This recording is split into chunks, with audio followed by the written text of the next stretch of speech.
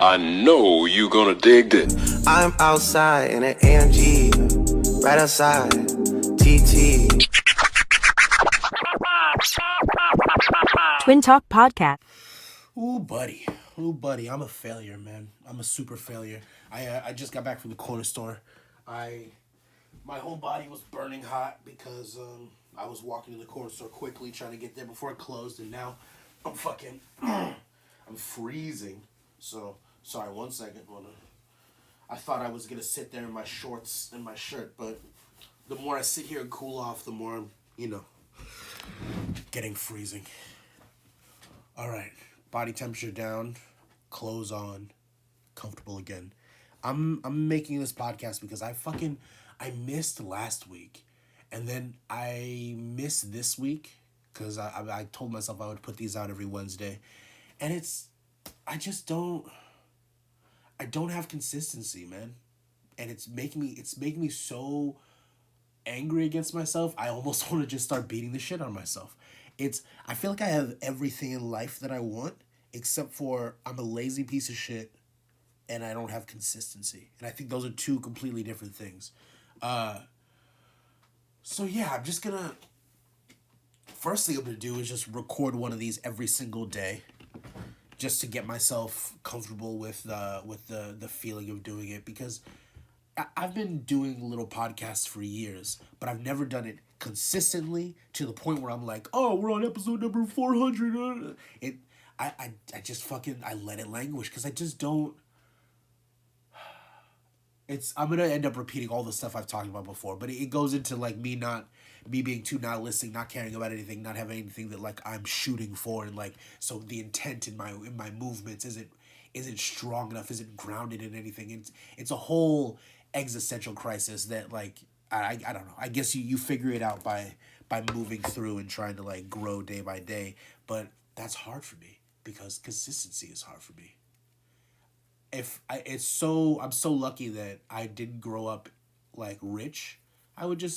My family, like, if they were like, hey man, you always got a house back here and we've got money and you're good, I would do nothing. Right now I'm trying to do things and I'm failing and I'm effectively doing nothing, but I'm at least like scared about what my future is going to be, and I'm trying to fix myself. But boy, if I had that rich family with my mentality now, I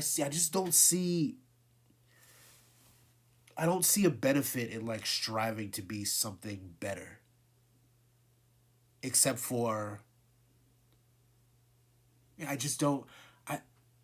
I'm trying to describe it in a way that doesn't make me sound like a fucking sociopath or something, but I look around at the world. There's billions of people doing millions of things, and I think we got enough.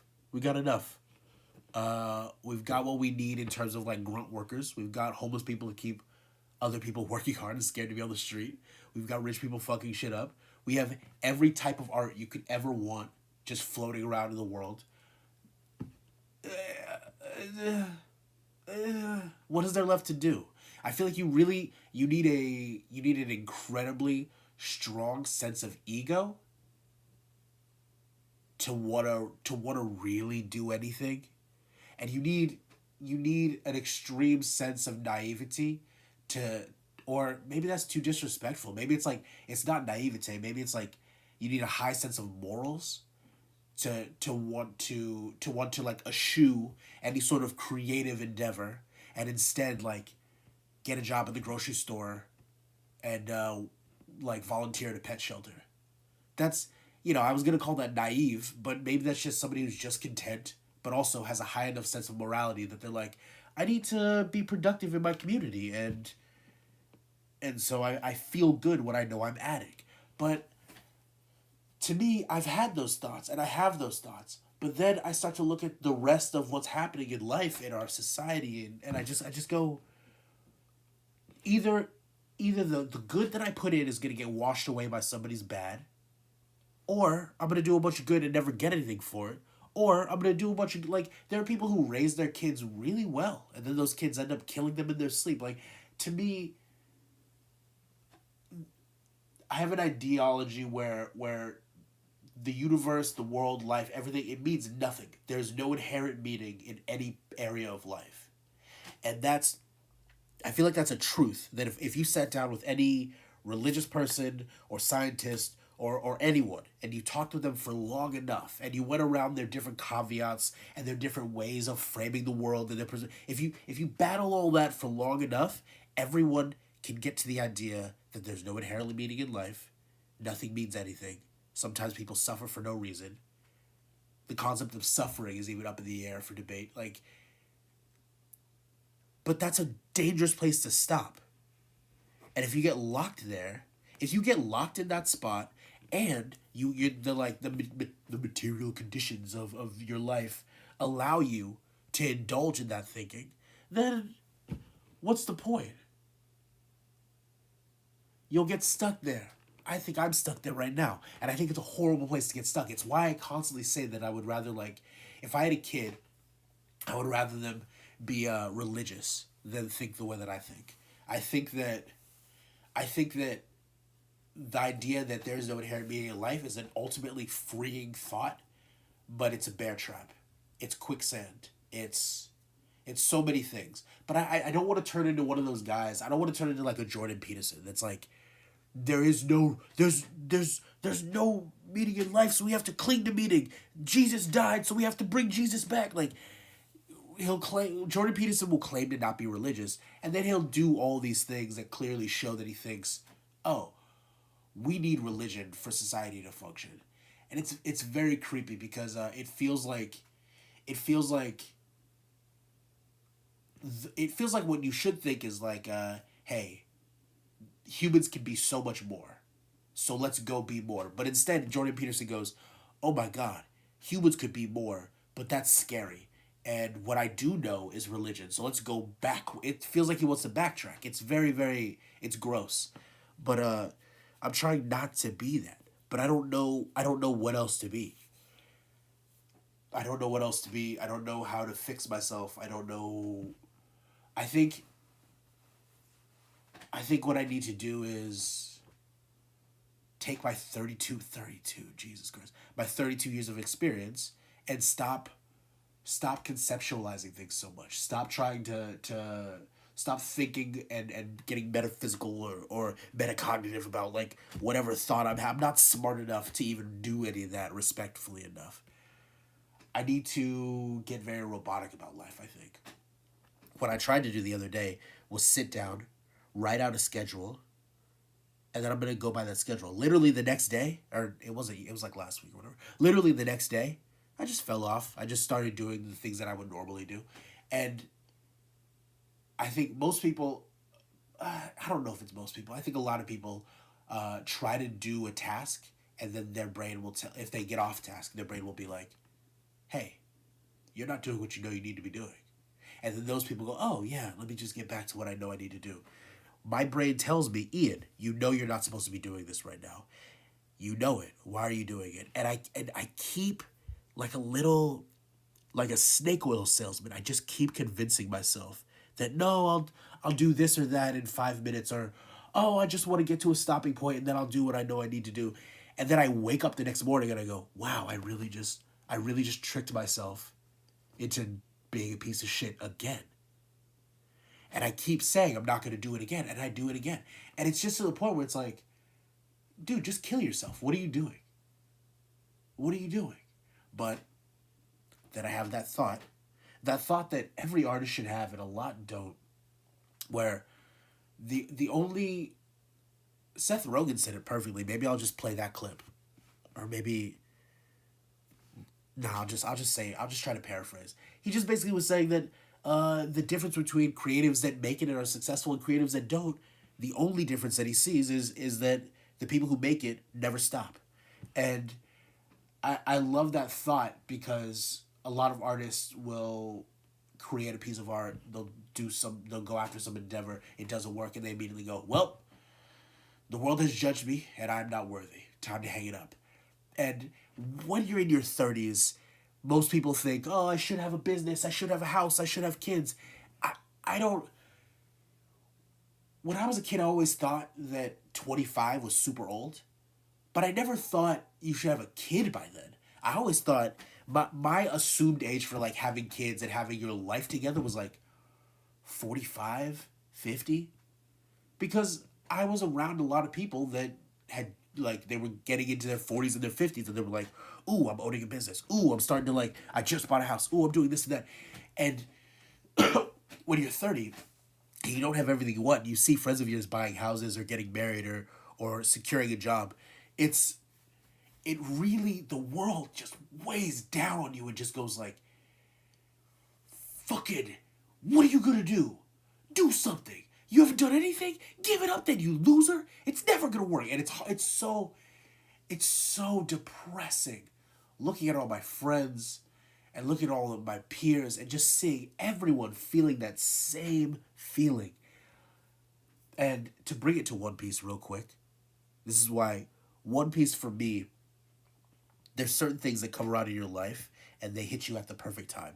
There's gonna be some young kid reading One Piece that is gonna go, oh, I don't. It's weird that you see it so deep, Ian. Or there's gonna be an old person saying that same thing. But for me, One Piece has every time the chapters in the manga One Piece hit a new beat or hit on a concept that's important, I can always look around in my life and go, wow, that's exactly how I feel, and that's exactly what I see going on around me right now.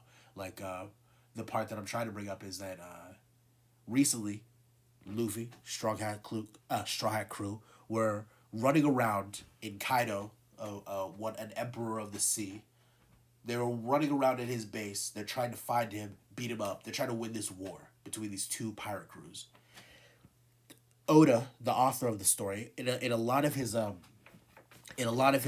climactic or like rising to the climax battles, he has a very similar setup every time that this main character crew is going up against another group.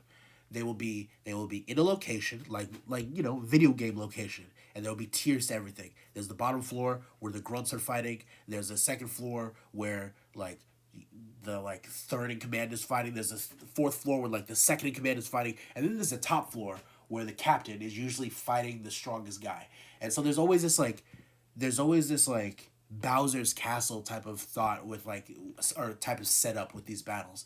And as Luffy is trying to get to the top of this tower to fight Kaido, all his first in command, his second in command, third in command, they all stop at a floor to be like, I'll take care of these people, you keep going. And the theme that we see with Kaido's crew is that his crew is built up of people. His crew isn't built up of people that where he's like, this is my friend and I would like to start a crew with you. Oh hi, you respect me and I respect you and let's build a pirate crew. His whole pirate crew is built up of people that he conquered. And he told them, I have beaten you. You can either join me or I'm gonna fucking kill you right now. Choose one. And so as Luffy's climbing this tower, all these people that work for Kaido, they're all looking at Luffy and going, hey, Kaido beat us. Why do you think you could beat him? Just stop. Just give up. Just join the crew and just like stop thinking that you're like, what, you think you're better than the rest of us? What, you think you're meant to be what, a pirate king? Like, chill out, bro. Just he's stronger than you. You don't even need to go up there and test it. Just give up. And when I was reading that was when I was like, I think I might have been 31, 30. Like I had just hit that time where I'm looking around and everyone is either giving up on their dreams or they're blindly running into it. And very few people are blindly running into it because you need food. You need a place to sleep. You need to, if you have kids, you need to feed your kids. Like, you have things that you have to do. You have considerations you have to make. You have to like give and take a little bit. You can't just sit there and go, I want my dreams and I will not compromise at all. Life is about compromise. Life is about settling at some points. But the comic One Piece is reminding me, like, as Luffy's climbing this tower, he's watching people tell him, I gave up on my dreams, so should you. He's like, well, hey, that's you, and I'm gonna do what I feel is right for me.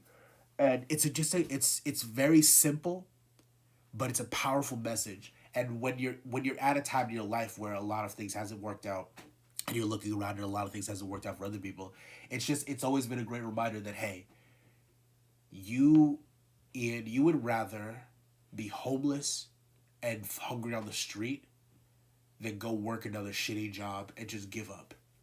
And some people might say that there is, my brother would definitely say that there needs to be a balance between like taking care of your life and giving up on your dreams. And I have compassion for that. I have empathy for that thought.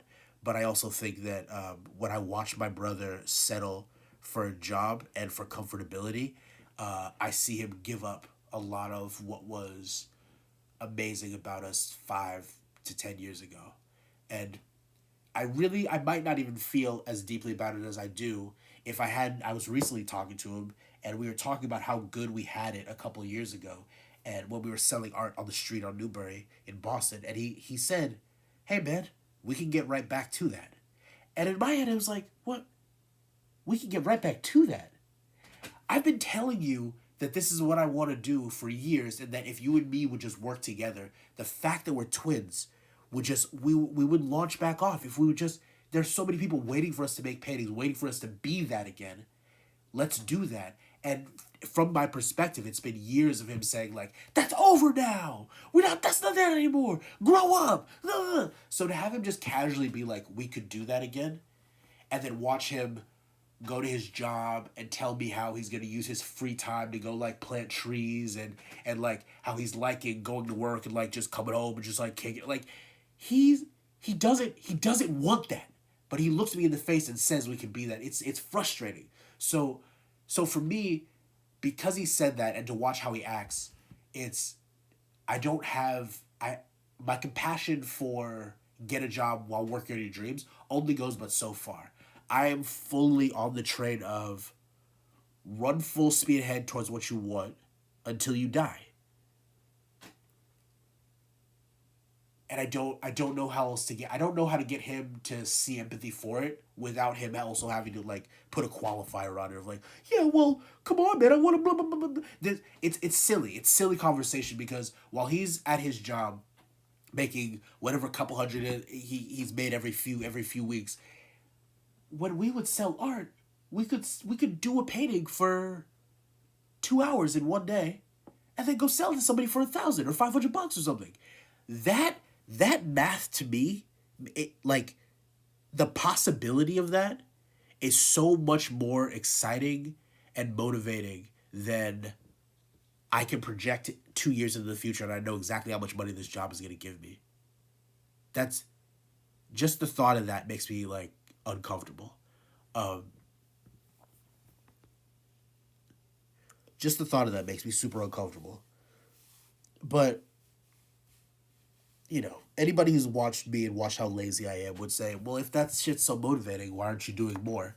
And I'm not doing more because so much of my identity and what I was geared to do artistically was through a twin sort of lens. And I'm still battling that. I'm going to be battling that for a long time. I feel like emotionally, I feel like I'm past the separation of me and my brother, but I let drinking and smoking and nihilism keep me off track. So that just brings me back to why I haven't done a podcast in the last 2 weeks. The podcast, obviously, I mean, if you were listening to the last episode, the podcast is supposed to be me explaining an art piece. And I just keep not finishing anything because I'm so depressed about life. And I cannot keep a consistent schedule. I don't remember what artist said this, but a ton of artists have what's it called? Echoed this sentiment for years.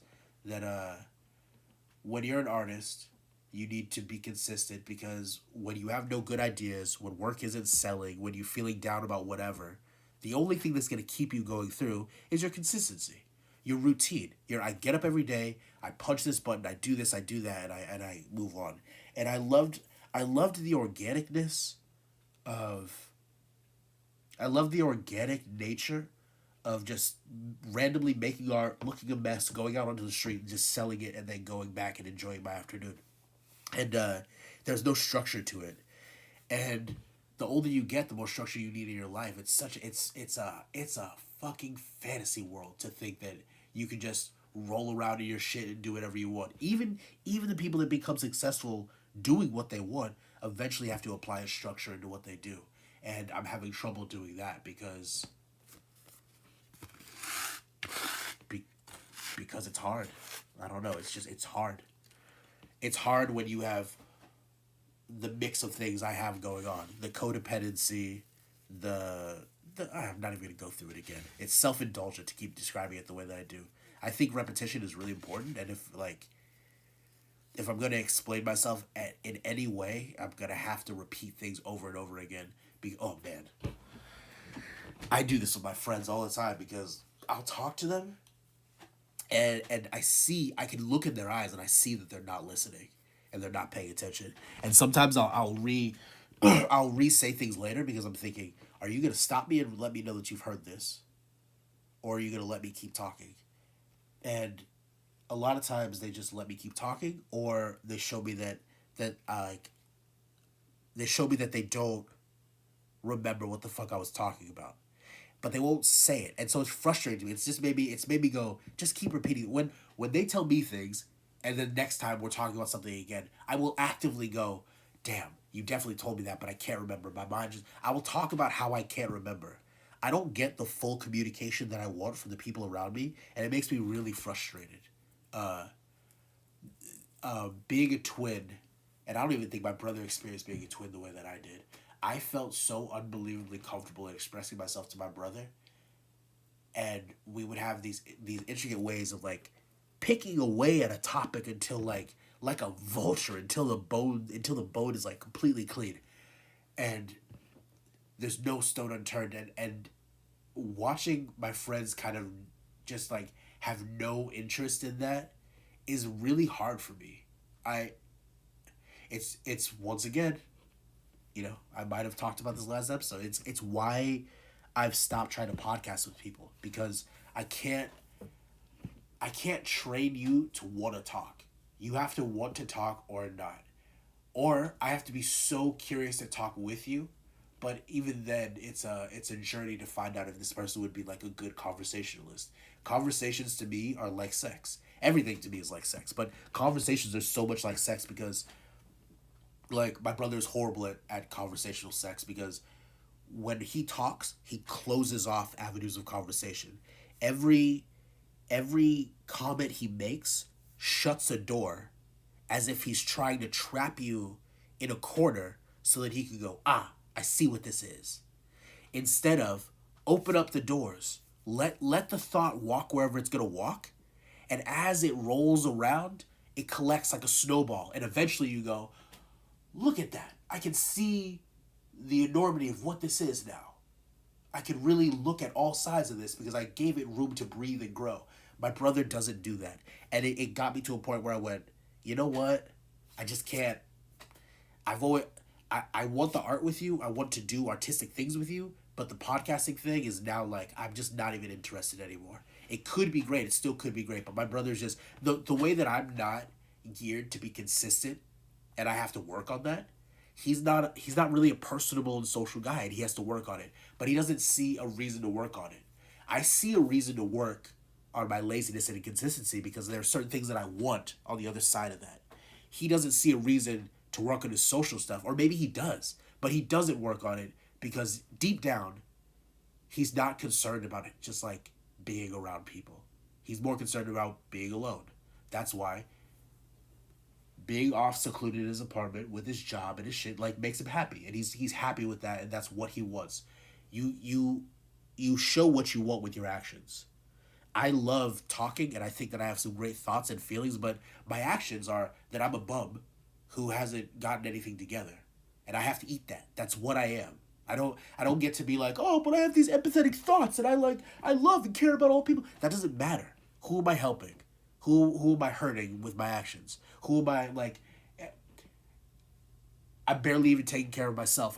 The only way I can look at myself is as a piece of shit, lazy bum. And so, yeah, gonna work on that. the plan for right now, as soon as I finish this podcast, is to finish the second painting I'm doing for my mom. Finish this painting for my mom, and then finish the digital piece of it, and talk about it. So, like, briefly, what the painting is my mom has a program where she's teaching kids like gardening and all this stuff for school. It goes hand in hand with her nonprofit that she organized with a bunch of people called Common Vision, and they redistribute food, tree planting, garden care, fucking a lot of cool stuff. And the goal at some point is to have me and my brother do a lot of paintings on the bungalows around the school where she works, and to help do some beautification artistically. One thing she mentioned was, hey, could you like make characters that little kids could like, things that go well with like the garden and things like that. Like maybe there's the way that I took it, because she had this I don't know when she plans to do another one, but she did like maybe 5 or 6 episodes of this gardening show where she talks about everything to do with nature and planting, but with these puppets, and it's very, very cute. And funny thing about it is that she made that, and then Michelle Obama made the same kind of show like a week later. So it's one of those things where like an idea like that is just in the zeitgeist, and everybody kind of grabs onto it. Because I've also seen 2 other people do that kind of show since then. But she does this thing with these puppets. So when she said, "Can you make a character?" the first thing I thought was like, "Oh yeah, I gotta make a puppet." And I thought, well, what kind of things are in gardens? I'm thinking, you know, bugs, fucking birds, fucking snakes. Ooh, snakes. Because I recently was looking at this guy. What's his name? It's this dude from maybe, I don't know, he did this experiment in India like 20 years ago. I need to look up if it's even real, because I get tricked by Instagram memes all the time. But he sat in a cage for 72 hours with 72 venomous snakes, and it was all to prove that snakes do not attack unless provoked. Which to me, like, I've never really thought about why snakes attack. I've just thought, oh no, they bite, I don't want to be bit, and I run away. It's never been like all snakes will bite you no matter what. They're just looking to bite you like piranhas. Like, I don't know, but now I'm thinking, oh wow, you could really have this like idea of something, an idea of a way that it moves, without really having any deep thoughts about it. Like, why would a snake just go around biting things? It has no arms, it's tiny, it's close to the ground. It doesn't, if I had to guess with a more educated brain, it doesn't want to be bothered, like most things in life. And so I really fell in love with the idea of taking something scary and showing that it's really just a living being like the rest of us. And when you're working in gardens and you're working with kids and trying to break these perceptions that kids have of danger or food or whatever, it's nice to counter counter messages. And so I thought that a really good idea for a character that the kids can get to love is a snake. So I drew this. I'll be putting images of it up on my Instagram after I put this audio out. So you can just go to my Instagram, Ian Westart, and you can go see what it looks like. But it's a snake where the head is very circular, and then like cut in the middle and open that circle up, and it's like a Kermit the Frog sort of waka waka mouth, and it's got these big googly eyes up on the top sides of its head, and its body is this short, kind of thick, sluggish look. It's like I took the thin, long body of a snake and thought, gotta squish it together, make it cute, make it look all sock puppety. And the end of the tail, I really like rattlesnakes, because they're the first snakes that I ever remember dealing with. We lived in Arizona, Sedona, Arizona, and we would see snakes all of the time. And the ones that, we would see the most were rattlesnakes. And I have vivid dreams of just like hearing the rattlesnake tail just shaking, or we'd be walking through some tall grass and you would hear a rattlesnake tail shake, and you go, "Ah, fuck. Ah, fuck, we gotta get out of here." and it's just something vivid for me, and so it felt natural to draw from that. So the rattlesnake tail, once again, I don't want to draw that complicated. As go Google rattlesnake tail. That shit is really complicated. It's really cool looking. So to abstract that into something simplified, I don't know why I chose this, but a dog toy. There's a dog toy that is like three balls stacked on top of each other, but each ball gets slightly smaller. So it's like a cone made out of spheres, and that's the tail. It's just these red balls on the end. It's like a children's, like a child's rattle or something like that. But yeah, I thought I really want to do this idea of a snake. The snake is really cute. I feel like I could make a really dope plushie out of it. I have all these ideas for it, but I never finished it. It's such a it's such a consistent thing with me where I'll get lost in how much I love an idea, and I'll be thinking about all the things an idea could be and all the possibilities, and then 2 weeks later I look up and I'm like, oh, I never like did any of that. It's all still thoughts, and thoughts don't matter because they're not real and out here for anyone to touch. And then I go, whoa, why are you getting wrapped up in thoughts and not getting wrapped up in the execution of an idea? Lazy. Just lazy.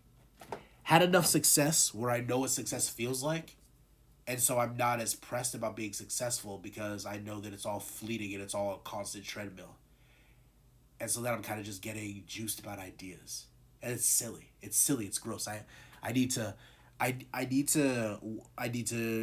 be consistent and just remember that that's stupid, and I can't because I'm fucking idiot.